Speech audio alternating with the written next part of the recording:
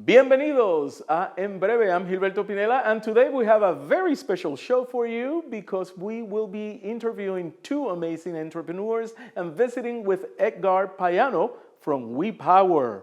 And we are right now, right here at Cervantes Design Studio at the heart of Benton Park West, 2846 California Avenue. We're going to find out more about what he's doing right here in the studio. So stay tuned for more En Breve right here on STL TV.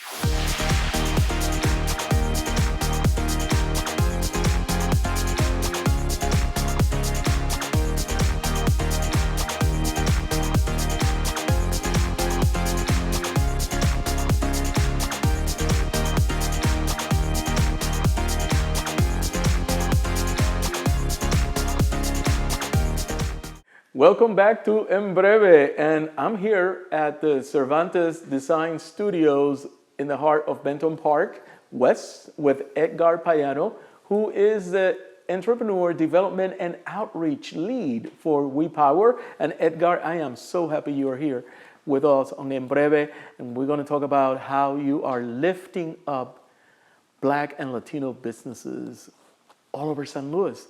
And the first thing I want to know is WePower is such an important program for our Black and Latinx businesses. What is the mission? Sure. So the mission of WePower is to partner with Black and Latinx communities to activate their political and economic power. And we do that through three strategies. So elevating entrepreneurs is where I primarily focus.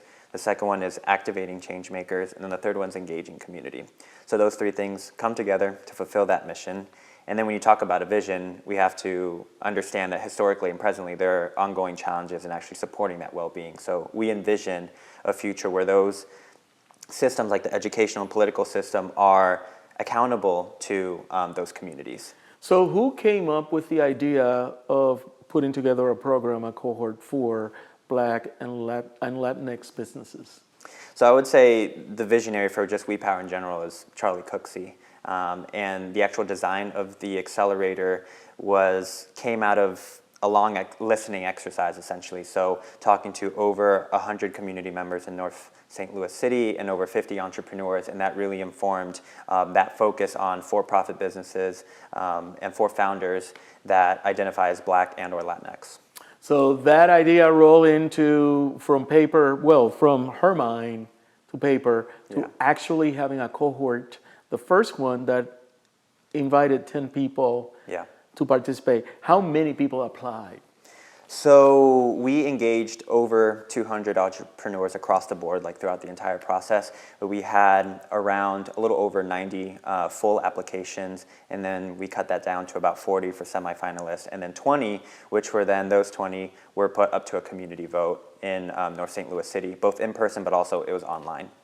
It was online. So was it easy to apply? Was it very difficult to apply? I know that we will be talking, or Maria Reyes will be talking to both David and Valeria Rodriquez, David Cervantes and Valeria Rodriquez later on. But I want to hear from you. Was it easy or was it difficult to apply? I'm not going to sugarcoat it. It was not easy. It was like a 12-page application with like 8 different sections. And so it was rigorous. And so that exercise in itself was something that in the long run, I think helps all entrepreneurs, right? Because if you're going to look for any support, whether it's through a curriculum or through services, you have to think about who is your target customer, what is your growth trajectory, and those other important questions that continue to pop up throughout probably any program. So what is the goal of WePower at the end of the day?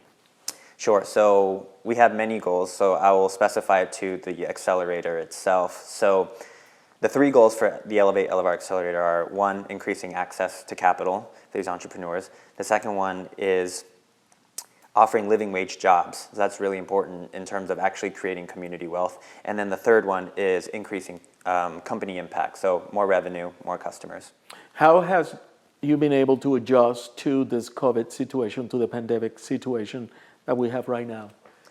Well, the accelerator itself ended in August, but when we were actually in the program, it was like an emergency meeting with the director of entrepreneurship, myself, and the entrepreneur in residence. So we were like the 3 people essentially having to change the schedule of the courses, changing how we would support these individuals, changing how we approach coaching and mentoring, and it was just, we did all of it in like less than a weekend, but it was just like very long conversations trying to figure out like what these entrepreneurs need, and we also asked them for their feedback as well. So it was a very difficult process to apply. Then it got more complicated because of the pandemic, because of COVID, but you were resilient enough to pivot and change it.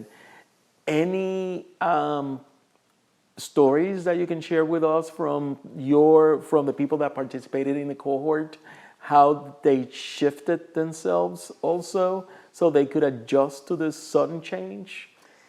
Yeah, it's hard to pick just one, but I would say, for example, there was one entrepreneur who essentially went through an entire rebranding process, in terms of designing their boxes, what their product looked like, the messaging of their product. And so, and that was something that was done through our partnerships with our branding and marketing partner, but also, again, back to our entrepreneur in residence who herself, she's great at marketing and messaging, and making friends is like her expertise.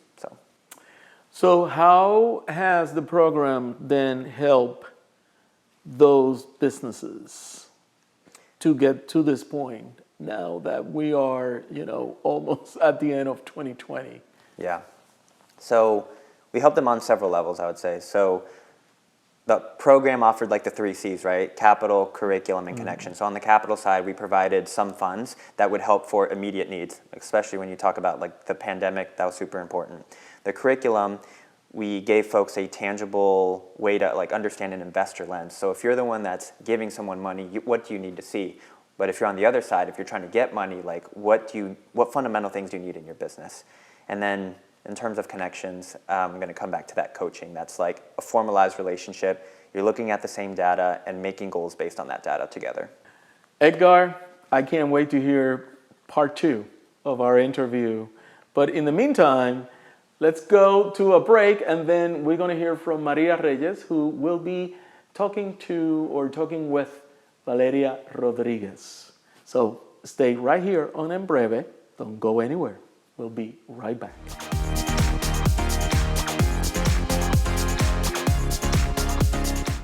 Listen, I realize that I'm not perfect, but it all really started to change because you judge me for having a problem. No one is going to know that I need help.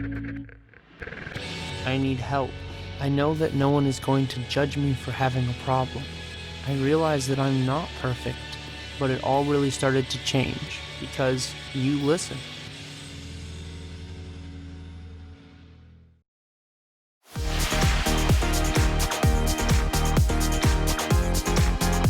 Hi, I'm Maria Reyes, and I'm here today with Valeria Rodriquez on En Breve, and she's going to tell us all about her little business venture. She's an entrepreneur. So Valeria, please tell me all about your business, your vision, your dreams, and how you got to here.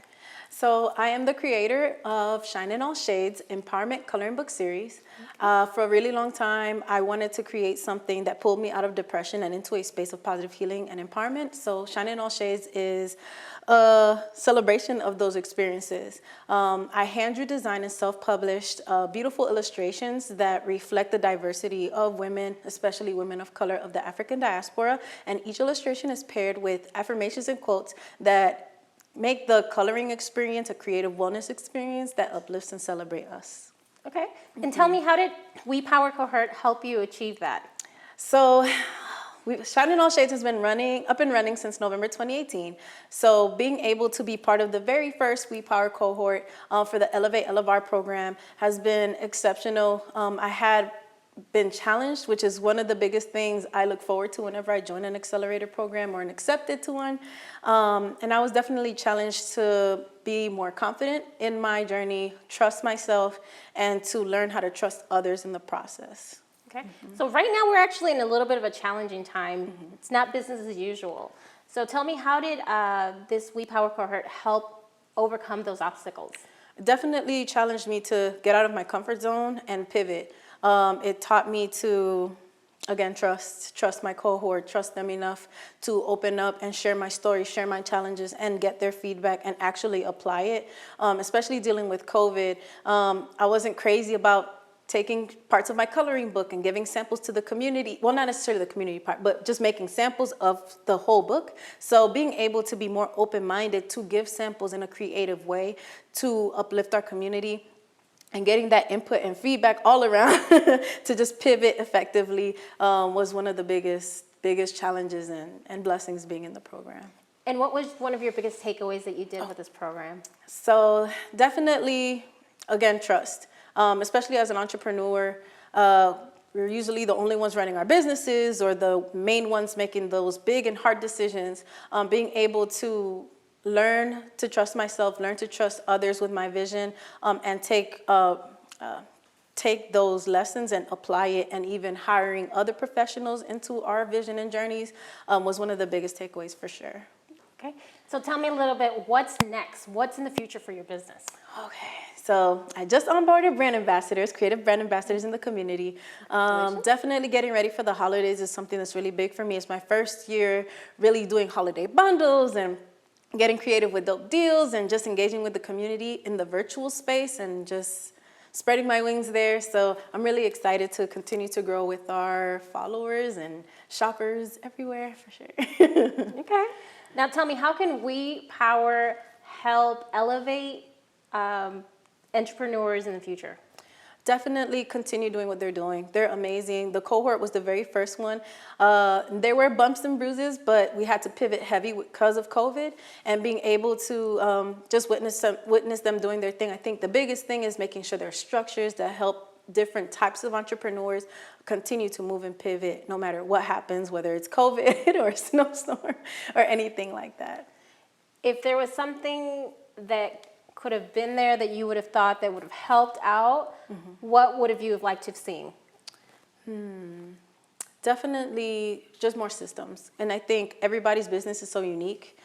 So figuring out what systems best fits an entity, what kind of, for example, Excel sheets will help us, make sure we're in order, and how to, maneuver certain changes in a different way day to day, especially, again, with COVID, on top of civil unrest in our communities, how to pivot and give back in a creative way, even in the virtual space. If you could give advice to somebody wanting to do a cohort with WePower, what would you tell them? Get ready to be challenged and get ready to be out of your comfort zone for sure. Well, there you have it. Be challenged, and we'll be right back with En Breve in just a moment.